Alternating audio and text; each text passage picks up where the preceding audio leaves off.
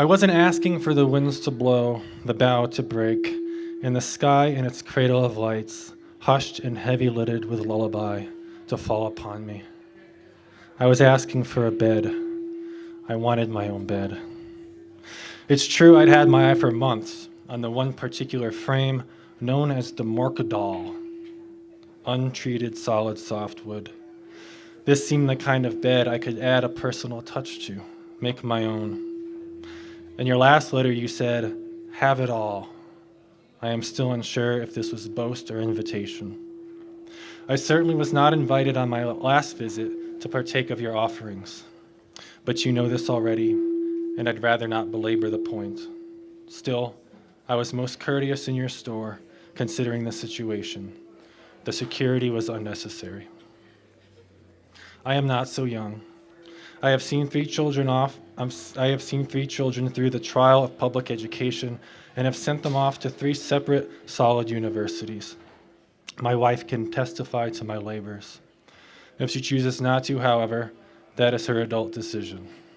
Her bedside table lamp shines not like a beacon in the night, but as a floodlight on some miscalculated shore. I have noticed many times now your dull salve bedside tables, also softwood, already stained and lacquered. I wonder perhaps if they could be found in boysenberry or currant. The lingonberry pancakes were most delicious. Your coffee, though, was the fleeting aftertaste of an otherwise potent brunch. I'm not complaining. The meal was a sort of prelude to the open house that you, I hope you haven't forgot, declared in your first letter. I had planned my own grand tour, all 3 floors, each domestic theme, culminating in bed and bath, the quick face scrub and teeth brushing, and then the long-awaited, uninterrupted span of sleep. Neither of us wishes to speak of this, but we both know it is inevitable, this delicate matter of my little accident. This has never happened before, our words I had not spoken since my honeymoon.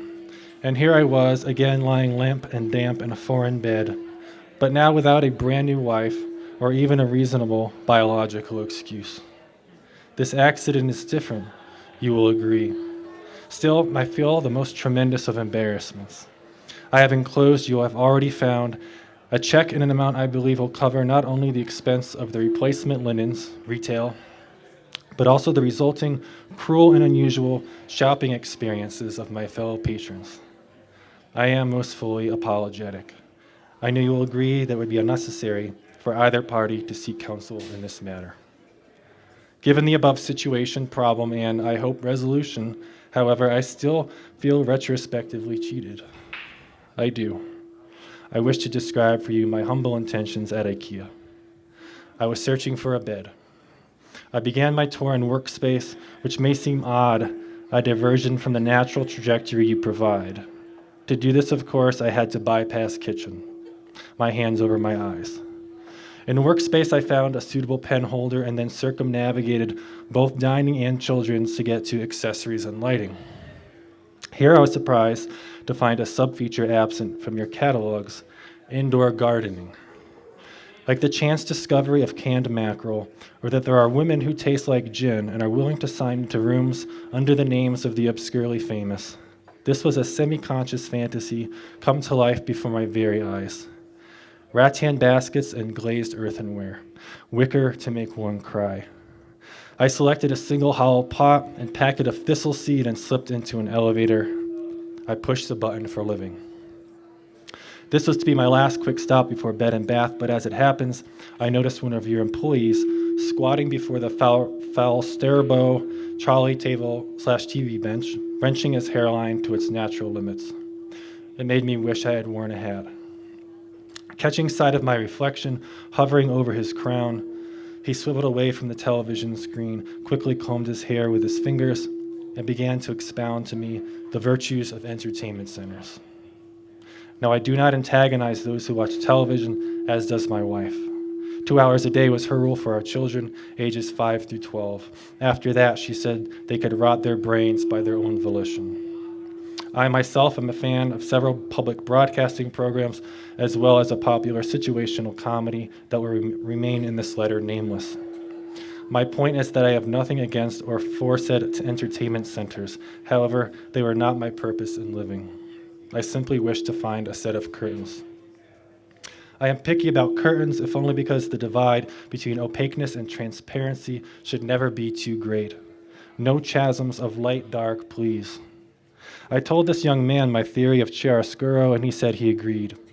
He then produced a whispered rant about the Midwest and Babbitry, and how your company has an identity complex comparable to that of Weimar Germany. Now, I'm not a cultural historian, but this young man was clearly desperate and highly educated, a combination I do not envy. Have you any sort of mental health insurance for your employees? He said the pay is not so bad, but he's really there for the discounts. His name was Larry. He's tall and somewhat gaunt. I hope you recognize his hard work. I am avoiding bed and bath.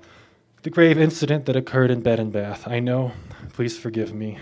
From living, I took a set of curtains in yellow and green, a shield to the sun, and an usher of light, and rounded what I thought to be my last corner. I was back in kitchen. The labyrinthine nature of your store is apparently not to be underestimated. Blinded by the pots and pans, the electrical storm of colanders, cheese graters, and meat cleavers, I searched for a square foot or two of reprieve. There was none. All shades snuffed out, my own shadow in erasure. As my eyes dilated like solar eclipses, I first noticed that I was atop a lovely kitchen island. Both glossy and fricative in texture, it was less a chopping block than a massotherapist table. The third thing I noticed was a security guard, dignifiedly asking me to hand over the second thing I'd noticed, the basket of overripe plastic vegetables. He reminded me of my youngest first boyfriend, a nice-looking black man.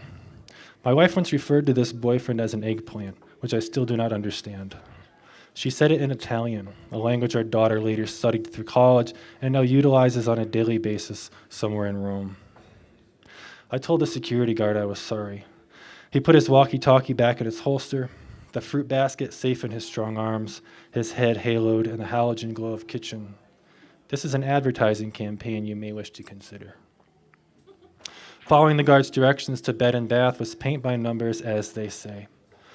Your bathrooms, aside from their lack of doors, were private little havens of tile, terry cloth, and suction cups.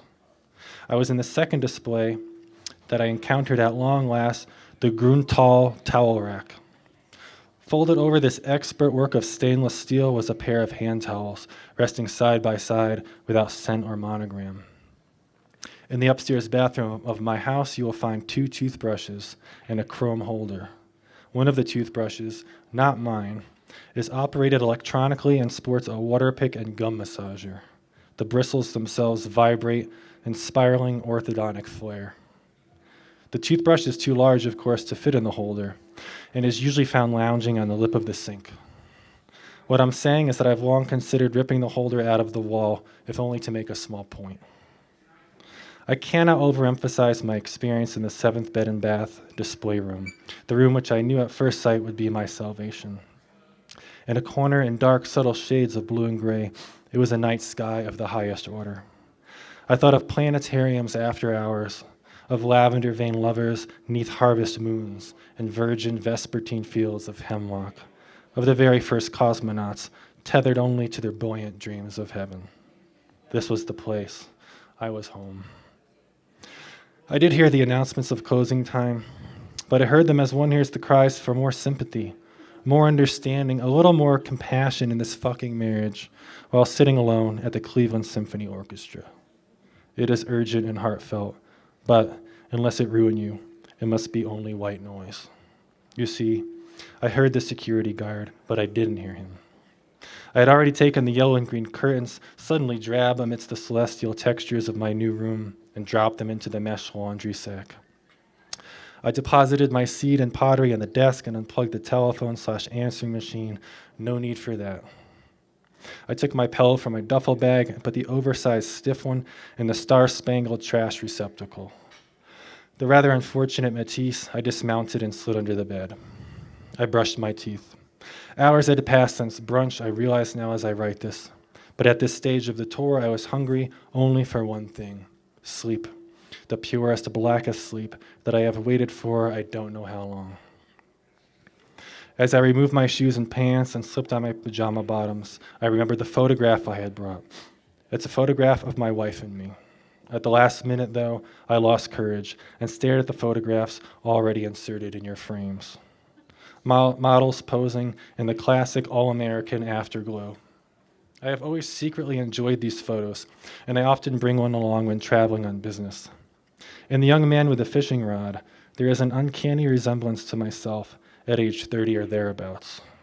The woman is, of course, beautiful, but not intimidating. I have enclosed this photograph, paperclipped to my check, if only to show you that I am a man who is happy for others. I am not bitter. Yet, the room I found in your store, the chest of 4 drawers filled with mysterious undergarments and sweaters, the solid spruce bookshelves stacked with what I imagine to be underappreciated works of literature waiting to be plucked, the built-in fireplace with real logs, the full-length mirror, and on the bedside table, the globe of the earth, our blue planet that I reached for, as I fluffed my pillow and closed my eyes, spun. To contrive a little kingdom in the midst of the universal muck, then piss on it. The fingerprint bruises on my arm have yellowed. I do not plan to press charges. I think we can let rest our unfortunate meeting. My first trip to Ikea was not, to say the least, a success. I have looked through each catalog you have continued to send, in good faith and in the spirit of reconciliation. Your letters in reply to mine are brief, a bit terse maybe, but I understand the demands of making a living.